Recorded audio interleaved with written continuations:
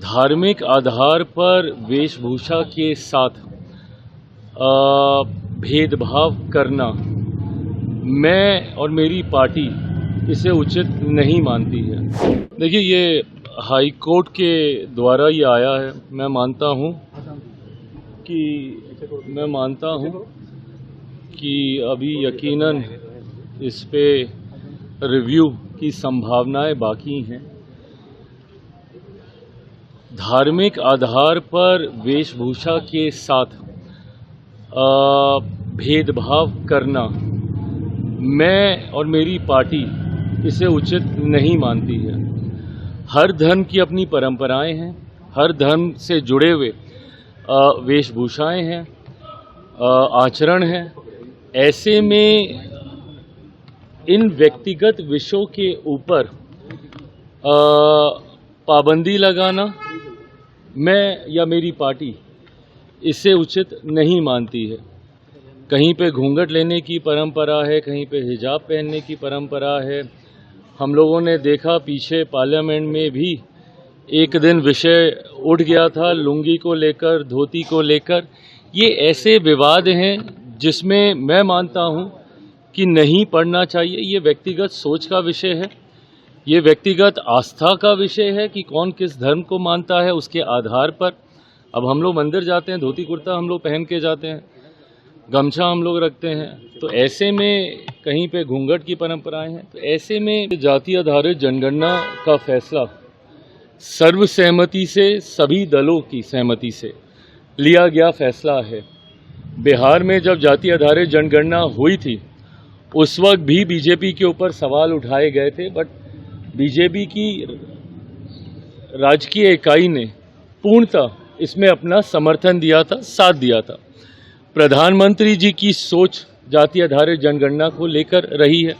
गृह मंत्री जी ने सदन के पटल पर इसके बारे में कमिटमेंट दिया है कि हम लोग करा रहे हैं। और अब जिस तरीके से जनगणना की शुरुआत हुई है, फॉर्म अगर आप देखेंगे उसमें इन तमाम कैटेगरीज को डाला गया है, इनकॉर्पोरेट किया गया है। अब इसको ऐसे नहीं डाला गया, इसको वैसे नहीं डाला गया। अब हर चीज़ विपक्ष सोचे कि भाई वर्ड टू वर्ड आपके हिसाब से होगा, नहीं होगा। जाति आधारित जनगणना का होना मैं और मेरी पार्टी इसीलिए ज़रूरी मानती है क्योंकि कई बार कई योजनाएं उस जाति को मुख्य धारा के साथ जोड़ने की सोच के साथ बनाई जाती हैं।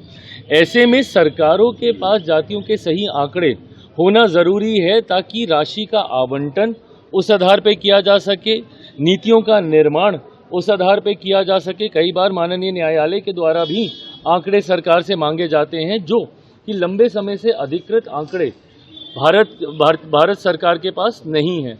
एक लंबे समय के बाद जाति आधारित जनगणना हो रही है। मुझे लगता है हर किसी को इसमें सकारात्मक सोच के साथ अपना योगदान देना चाहिए।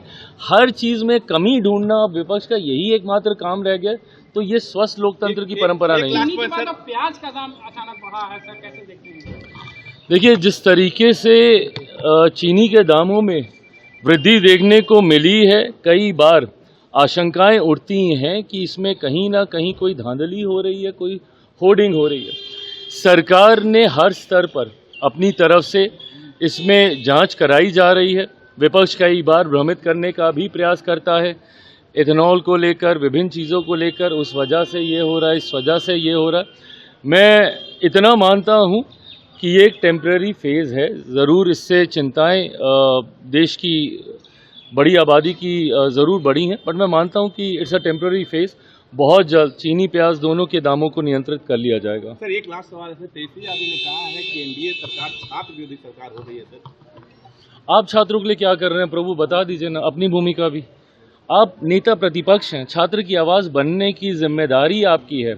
अगर हमारी सरकार, अगर आपकी बात को मैं मान भी लूँ तो चिराग पासवान तो गया ना छात्रों से मिलने, और चिराग पासवान गया ना मुख्यमंत्री से मिलने। आपने क्या किया? फोटो ऑप करने के अलावा छात्र से मिलके उनके साथ फोटो खिंचाकर, उनका मंच शेयर कर कर, अपनी वाहवाही करवाकर, अपने पक्ष में नारे लगवाकर, अपनी राजनीतिक रोटियां सेकने के बाद क्या किया आपने कार्रवाई के तौर पर? क्या मुख्यमंत्री जी से आप जाके मिले? क्या उचित मंच पर आपने इन बातों को रखा? प्रभु, आप जाइए, कीजिए, फोटो खिंचाइए, कोई दिक्कत नहीं। आप नेता प्रतिपक्ष हैं, बल्कि आपको और ज़्यादा एग्रेसिव होना चाहिए।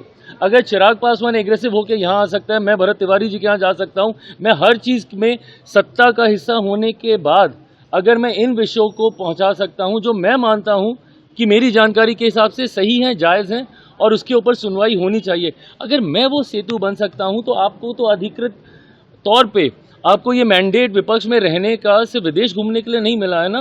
विपक्ष में रहने का मैंडेट अगर मिला हो, नेता प्रतिपक्ष हैं आप, तो आप इस्तेमाल कीजिए ना सदन के पटल का। पर जब सदन चलता है उस वक्त आप देश में नहीं होते। और अब जब छात्रों से आप मिलकर आए हैं तो मिलकर आकर कमरे में बैठने से नहीं ना होगा प्रभु। आप जाइए, मुख्यमंत्री से मिलिए, संवाद कीजिए, उनके ऊपर प्रेशर डालिए कि भाई आपको करना चाहिए।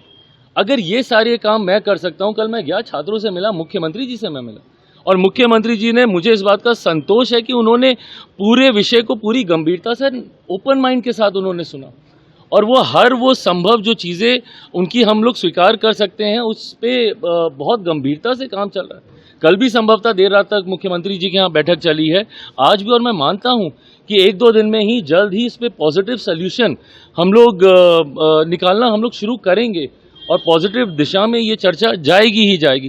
बट ऐसे में नेता प्रतिपक्ष की जो जिम्मेदारी है, आप गए आवाज़ उठा रहे हैं, सिर्फ आरोप लगाएंगे, जिम्मेदारी भी निभाइए। आरोप लगाइए, हम लोग तैयार हैं सुनने के लिए, जवाब देने के लिए भी तैयार हैं, पर आप भी जिम्मेदारी निभाइए।